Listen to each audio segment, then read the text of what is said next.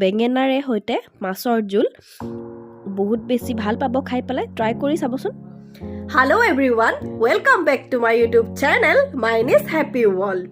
আৰু মই মাইনী আপোনালোকক মোৰ YouTube চেনেলটিলৈ সকলোকে পুনৰবাৰ স্বাগতম জনাইছো। মই ভালে আছো, আশা কৰিছো আপোনালোক নিশ্চয় ভালে আছে।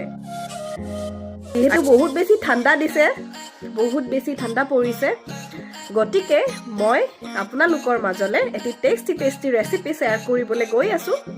মাছৰ ৰেচিপি এটি আৰু আপোনালোকক মই দেখুৱাই থাকিম কেনেকেনো বনাও, কেনেকে কি কৰো। বহুত বেছি টেষ্টি হয় আৰু লগতে আপোনালোকৰ সুবিধাৰ কাৰণে কৰি দিও। ইয়াতে মই আলু ব্যৱহাৰ নকৰো, যিবোৰৰ এইটো কাৰণে কৈ দিলো যিবোৰৰ ডায়েবেটিছ আছে, যিবোৰ ডায়েবেটিছ ৰোগী হয়, সিহঁতৰ কাৰণে পৰিয়ালৰ মানুহখিনিয়ে খানা বনোৱাত, মহিলাসকলৰ মেইনলি খানা বনোৱাত বহুত বেছি কষ্ট হয় যে কি মাছ কেনেকৈ বনাম, মাংস কেনেকৈ বনাম। তো আপোনালোকৰ নিশ্চয় সকলোৰে ঘৰত প্ৰব্লেম হয়। তো আপোনালোকে যিবোৰৰ ঘৰত ডায়েবেটিছ ৰোগী আছে সিহঁতৰ কাৰণে আপোনালোকে এই ৰেচিপিটো ট্ৰাই কৰিব পাৰিব। ইয়াত কোনো ধৰণৰ মই আলু ব্যৱহাৰ নকৰোঁ। তো মই আজি আপোনালোকৰ মাজত শ্বেয়াৰ কৰিবলৈ গৈ আছোঁ বেঙেনা আৰু বিলাহীৰে মাছৰ জোল খাবলৈ বহুত বেছি ভাল লাগে। এবাৰ খাই চাবচোন, যদি ভাল লাগে বাৰে বাৰে খাব। বহুত বেছি খাই ভাল পাব, বহুত বেছি টেষ্টি হয়। আপোনালোকে এনেদৰে ট্ৰাই কৰি চাব। তেতিয়াহ'লে ব'লক আজি ৰেচিপিটো আৰম্ভ কৰোঁ। তো মই এতিয়া মাছকেইটা, যিহেতু আমি মানুহ তিনিটা মাছ লৈছোঁ আৰু হালধি আৰু নিমখ ভালদৰে সানি লৈছোঁ আৰু বেঙেনাকেইটা বাকলি উঠাই ভালদৰে কাটি লৈছোঁ এনেকুৱাকৈ। আৰু বাকলি নোধোৱাকৈও আপোনালোকে দিব পাৰে। তো মই কেইপিচমান বাকলি নোধোৱাকৈ ৰাখি দিছোঁ। আৰু এটা বিলাহী পেষ্ট বনাই লৈছোঁ এয়া, আৰু পিঁয়াজ এটা পেষ্ট কৰি লৈছোঁ। ইয়াত আছে আদা নহৰু আৰু জলকীয়া 4টা ইয়াত পেষ্ট কৰি লৈছোঁ। এয়া গোটেইখিনি এনেকৈ ৰেডি কৰি লৈছোঁ প্ৰথমতে। আৰু এতিয়া বেঙেনা কেইপিচ নিমখ নিদিয়াকৈ ভালদৰে ফ্ৰাই কৰি ল'ম। বহুত বেছি ফ্ৰাই কৰিবও নালাগে, কাৰণ বেঙেনা যিহেতু অতি সোনকালে হৈ যায়। ইয়াত মই নিমখ হালধি একো ব্যৱহাৰ নাই কৰা, গতিকে এনেকৈ ইয়াত পানী ব্যৱহাৰ নকৰিব।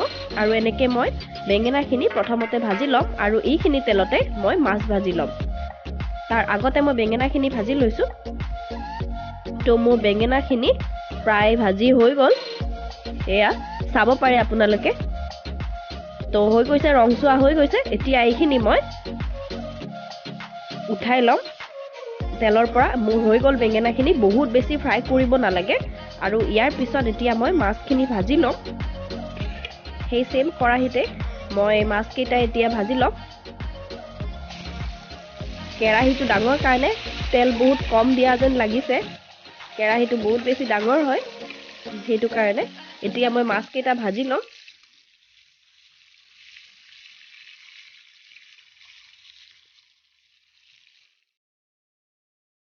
তো মাছকেইটা ভাজি হ'ল প্ৰায়। এতিয়া এবাৰ ওলোটাই দিম। এটা ছাইড হৈ গৈছে, এয়া আনটো ছাইড অকণমান ভাজ খাবলৈ দি দিছোঁ আৰু প্ৰায় হৈ গ'ল। এতিয়া মই নমাই ল'ম মাছকেইটা। এয়া মই মাছকেইটা নমাই ল'লোঁ এটা এটাকৈ। আৰু এতিয়া মোৰ মাছকেইটা ভাজি ৰেডি। আৰু এতিয়া মই কেৰাহীত থকা তেলখিনিৰ লগত অকণমান আৰু তেল দি দিছোঁ। আৰু এতিয়া ফুটিবলৈ জিৰা কেইটামান দি দিছোঁ, গোটা জিৰা। আৰু এইখিনি মই এবাৰ লৰাই দিম, নহ'লে জ্বলি যোৱাৰ চান্স থাকে। আৰু ইয়াৰ পিছত মই ইয়াত বিলাহী আৰু আদা নহৰু আৰু জলকীয়াৰ পেষ্ট ইয়াত দি দিছোঁ। আৰু এইখিনি এতিয়া ৰংচোৱা হোৱালৈকে মই ফ্ৰাই কৰি ল'ম ভালদৰে।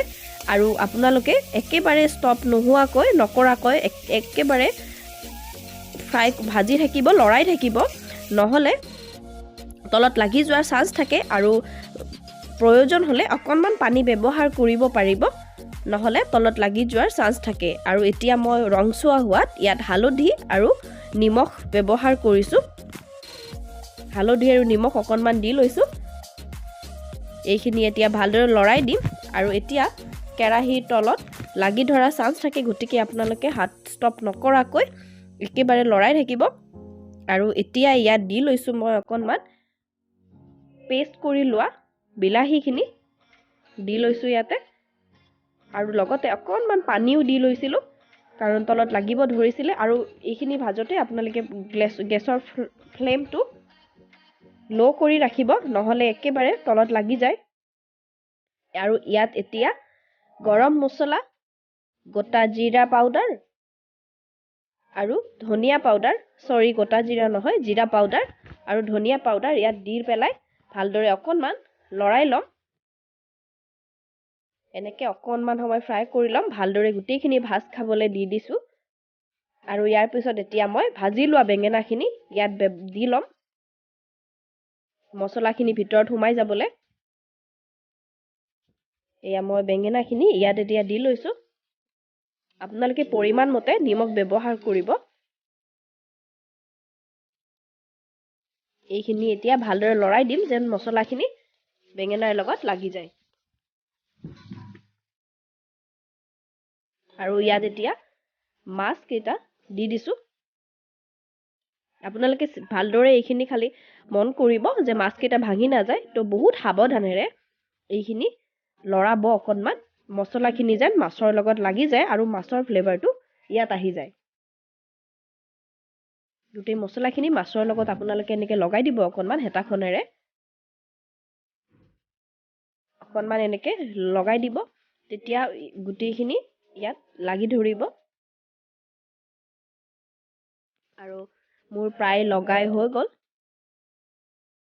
তো খাবলৈ বহুত বেছি সোৱাদযুক্ত হয় আৰু যিহেতু আলু ব্যৱহাৰ নকৰোঁ ডায়েবেটিছ ৰোগীসকলৰ বাবে এইটো খুবেই ভাল হয় আৰু ইয়াত এতিয়া মই পানী ব্যৱহাৰ কৰিম